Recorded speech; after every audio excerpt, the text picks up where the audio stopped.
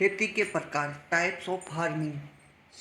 समसीमांत return सिद्धांत पर बहु प्रकारीय खेती, विशिष्ट खेती और मिश्रित खेती, शुष्क खेती और व्यंचित खेती आती है इसके अंदर। तो बहु प्रकार की खेती डिवर्सिफाइड फार्मिंग, कई फसलों या उद्यमों को से आय प्राप्त, जैसे 50% भाग कम या बराबर, जैसे फसल, मुर्गी पालन, मधुमक्खी पालन, पशुपालन और फल उत्पादन। विशिष्ट खेती में इसमें मुख्य आय स्रोत 50% आय का स्रोत होता है। इसमें चाय का सबसे ज़्यादा और पशुपालन और निम्न क्षेत्र पे। मिश्रित खेती फसल उत्पादन के साथ पशुपालन या डेयरी उद्योग, कुल आय में कम से कम 10% हिस्सेदारी होती है। शुष्क खेती 20 इंच या 50 सेंटीमीटर अथवा इससे कम वार्षिक वर्षा वाले क्षेत्रों में बिना सिंचाई का फसलों का आर्थिक उत्पादन शुष्क खेती कहलाती है। व्यंचित खेती, जहाँ की भूमि की जुताई, बुआई और गुड़ाई इत्यादि फसल उत्पादन क्रिया नहीं की जाती, भेड़ बकरी आदि पशु को चराया जाता है, ऐसी पशुओं को चरने वाले को रेंचर कहलाता है। खेती की प्रणाली यानी system of farming, holistic farming समग्र कृषि विधि व्याख्या प्रदर्शित करता है। होलिस्टिक फार्मिंग समग्र कृषि विधि व्याख्या प्रदर्शित करता है, जिसमें एक कृषि जोत पर उत्पन्न की जाने वाली वस्तुओं का संयोग, उत्पादन की विधियों और रीतियों के प्रयोग होता है। इसमें पहला आता है व्यक्तिगत या कृषक खेती। किसान अपने खेत पर अपने ढंग से खेती करता है। पूंजी खेती, पूंजीपति अपने बड़े बड़े भूखंडों पर आधुनिक तकनीकी एवं संसाधनों का उपयोग कर फसलों उत्पादन या अन्य उद्यमों से अधिकतम आय प्राप्त करता है, जैसे चाय, कॉफी और रबड़ बागानों। राजकीय खेती प्रबंधक सरकार के द्वारा होता है। खेती प्रणाली फार्म अनुसंधान के कार्य, प्रदर्शन एवं अच्छे बीज उत्पादन मात्रा बढ़ाने के लिए। निगम द्वारा संचालित खेती यानी कोऑपरेटिव फार्मिंग, सहकारी खेती, इसमें संपूर्ण व्यवस्था निगम के संचालन मंडल द्वारा होती है। इसमें बड़ी मात्रा में भूमि तथा पूंजी की जरूरत होती है। साझा या संयुक्त खेती, जॉइंट फार्मिंग, दो या दो से अधिक किसान आपसी साझेदारी के आधार पर। बारानी खेती इसमें नहीं आती है और एक पद्धति संचालन नकारात्मक है। सामूहिक खेती, इसमें कृषि उत्पादन संबंधित संपत्ति का अधिकार व्यक्तिगत किसान के पास न होकर संपूर्ण समाज के निहित होता है। इसके 3 रूप है, डोस और कम्यून और एक का पता नहीं। सहकारी खेती, इसमें कृषक पारस्परिक लाभ हेतु स्वेच्छापूर्वक अपनी भूमि, श्रम और पूंजी को एकत्रित कर सामूहिक रूप से खेती करते हैं। इसमें सहकारी खेती के अंदर सहकारी उन्नत कृषि, कोऑपरेटिव बेटर फार्मिंग कुछ खास उद्देश्यों या कार्यों के लिए किसान आपस में मिलकर एक समिति का निर्माण करता है। सहकारी संयुक्त कृषि, कोऑपरेटिव जॉइंट फार्मिंग, इसमें किसान अपनी भूमि तथा कृषि संसाधनों को एकत्रित कर मिलजुल कर खेती करता है। सहकारी काश्तकारी खेती, ऐसी प्रणाली में समिति भूमि को पट्टे या लगान पर ले लेते हैं और बाद में कृषक का पूरा कार्यक्रम बनाकर अपने सदस्यों के बीच छोटे छोटे जोतों के रूप में खेती करने हेतु लगान पर बांट देते हैं। सहकारी सामूहिक खेती, ऐसी प्रणाली जो भूमि का स्वामित्व सामूहिक होता है तथा खेती भी सामूहिक रूप से होती है।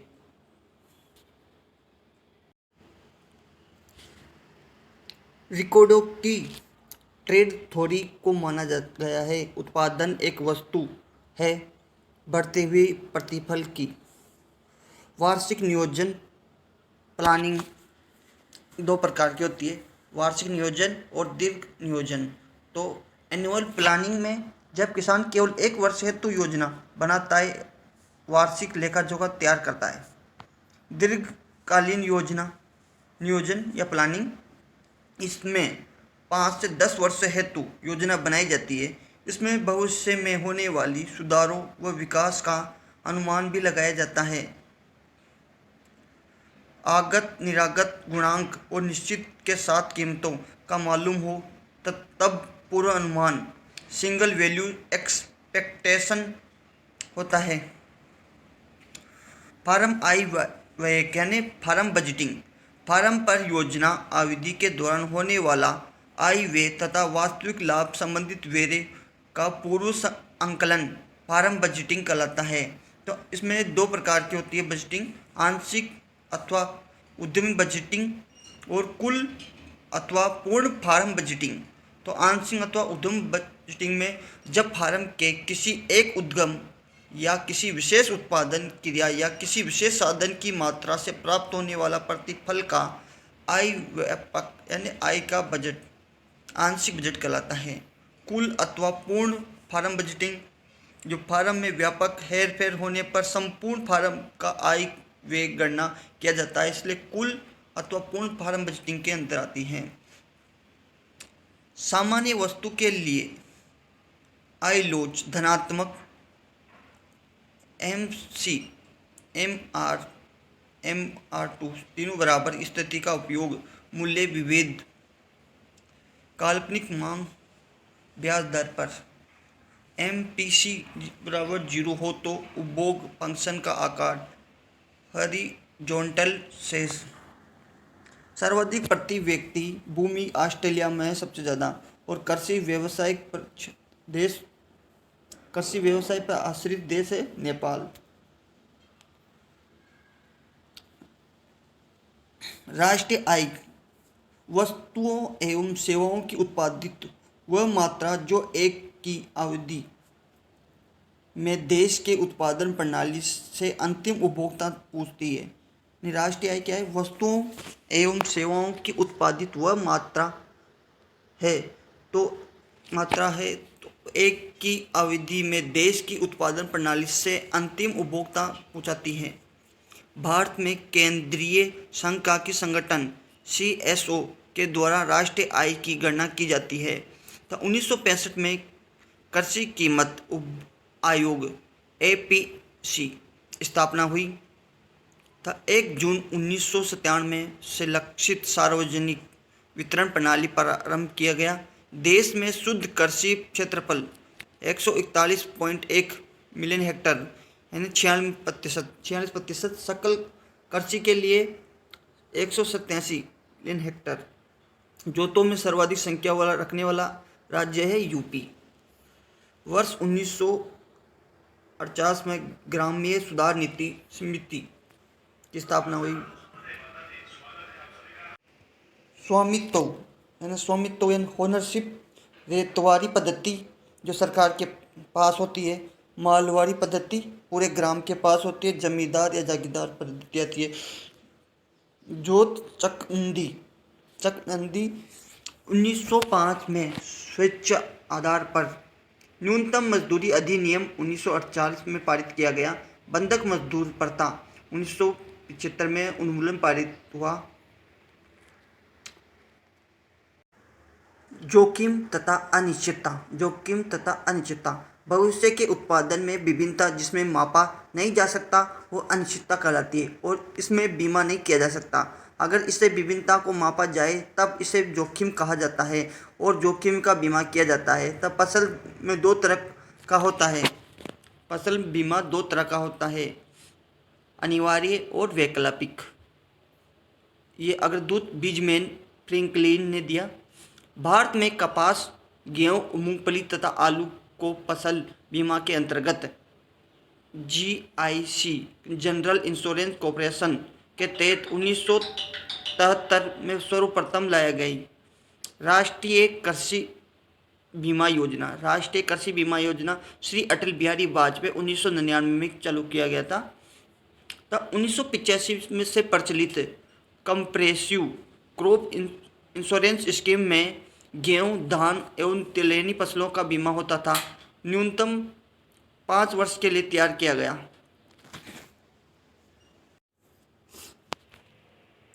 कृषि मूल्य यानी एग्रीकल्चर प्राइस, इसमें मोनोप्लास्टिक कंपटीशन, ओलिगोपोली, मोनोपोली। तो मोनोप्लास्टिक कंपटीशन में दो उत्पादों के बीच मांग की क्रॉस लोच अंत है। उत्पाद बहुत होते हैं लेकिन प्रत्येक उत्पाद अलग अलग उत्पाद उत्पन्न करता है और बेचता है। इसे मोनोप्लास्टिक कंपटीशन कहते हैं। यानी उत्पाद तो बहुत होते हैं लेकिन प्रत्येक उत्पाद अलग अलग उत्पाद उत्पादन करता है और बेचता है। और ओलिगोपोली, ऐसी स्थिति में कुछ ही विक्रेता होता है जो एक ही तरह की वस्तुओं या कुछ विभिन्न उत्पाद का विक्रय करता है। मोनोपोली, एक ही विक्रेता या उत्पादक होता है। संपूर्ण उपभोक्ता अधिक से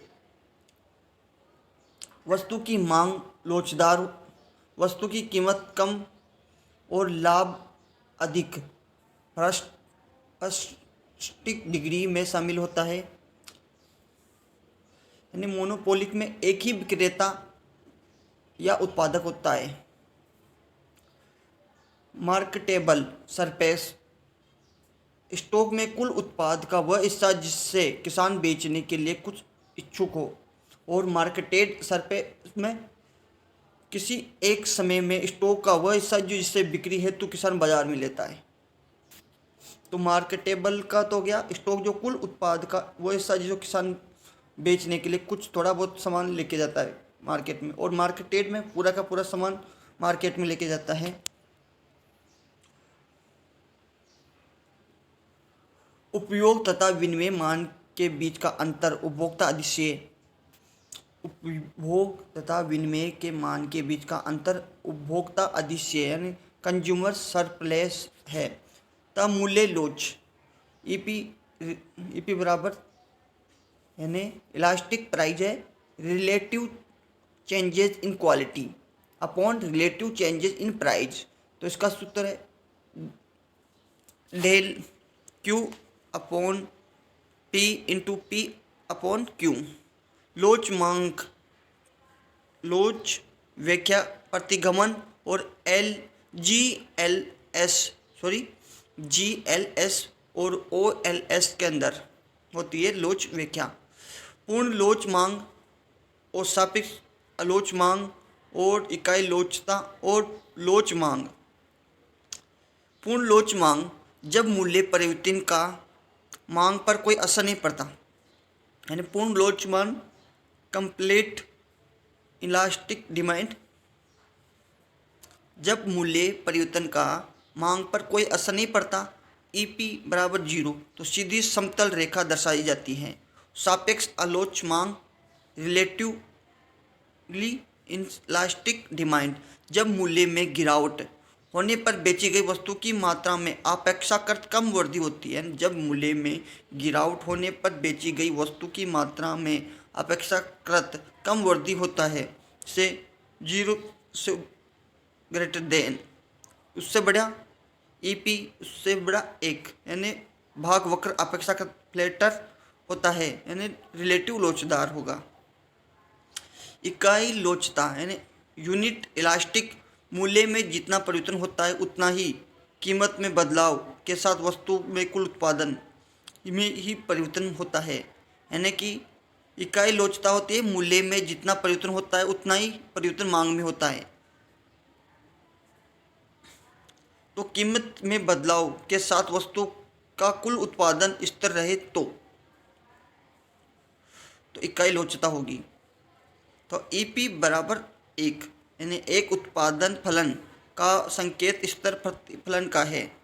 लोच मांग, मूल्य में परिवर्तन की तुलना में मांग में ज़्यादा परिवर्तन होता है। यानी लोच मांग जो मूल्य में परिवर्तन की तुलना में मांग में ज़्यादा परिवर्तन होता है। अपेक्षाकृत कृषि उत्पादकों की मांग अधिक बेलोचदार होती है यानी मोर इलास्टिक। यदि ट्रैक्टर की कीमत 10% कमी तथा उसकी भाग में 30% वृद्धि हो तो वह अधिक बेलोचदार में आती हैं।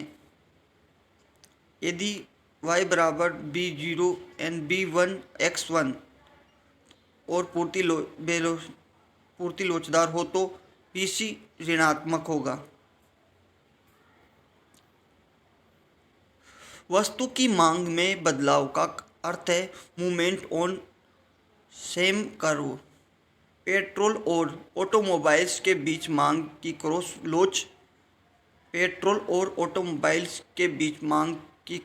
लोच ऋणात्मक होती है। बेलोचदार वस्तुओं की कीमत में गिरावट कुल लोच टी में गिरावट होना। बेलोचदार वस्तुओं की कीमत में गिरावट कुल लोच टी में गिरावट होना।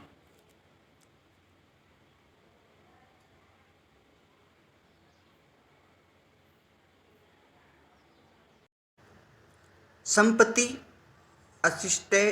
असेंट एंड देनदारी एंड लाइबिलिटीज। तो संपत्ति 3 तरह की होती है। स्तर यानी अचल संपत्ति, कार्यकृत संपत्ति और चालू संपत्ति।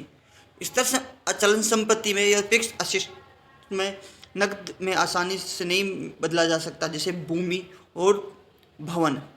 कार्यकृत संपत्ति अचल संपत्ति की तुलना में आसानी से नकदी में बदला जा सकता है, जैसे कृषि उपकरण।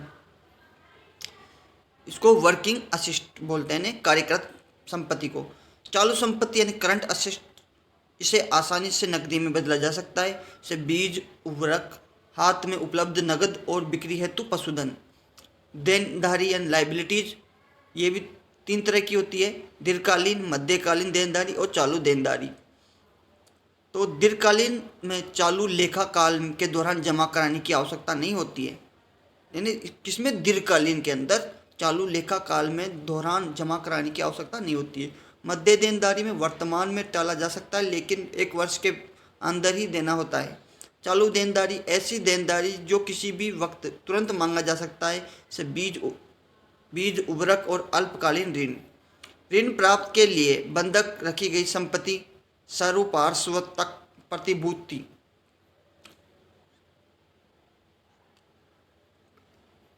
दक्षता माप की 2 विधियाँ होती है, अनुपातिक विधि और योग विधि। अनुपातिक विधि में पहले आते हैं असिस्ट्स और लाइबिलिटीज रेशियोज। इसमें आता है net capital ratio, total assistant and upon total liabilities, यानी कुल संपत्ति कुल देनदारी। और वर्किंग कैपिटल रेशियो के लिए working assistant and current assistant upon intermediate and current abilities, यानी कार्यकृत संपत्ति प्लस चालू संपत्ति अपॉन मध्य प्लस देनदारी संपत्ति।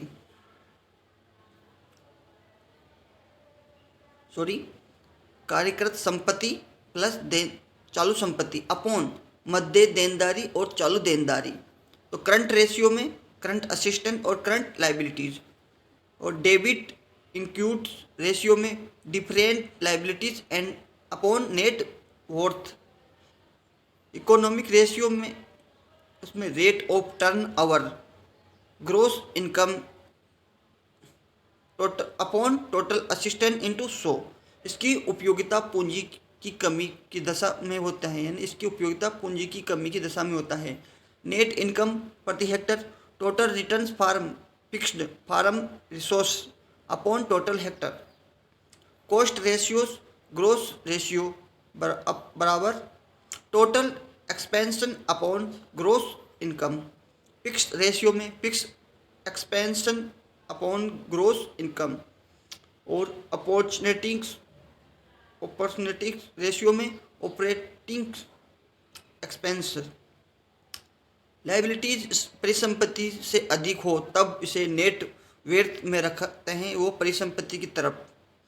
डेबिट इक्विटी अनुपात में different liabilities upon net worth.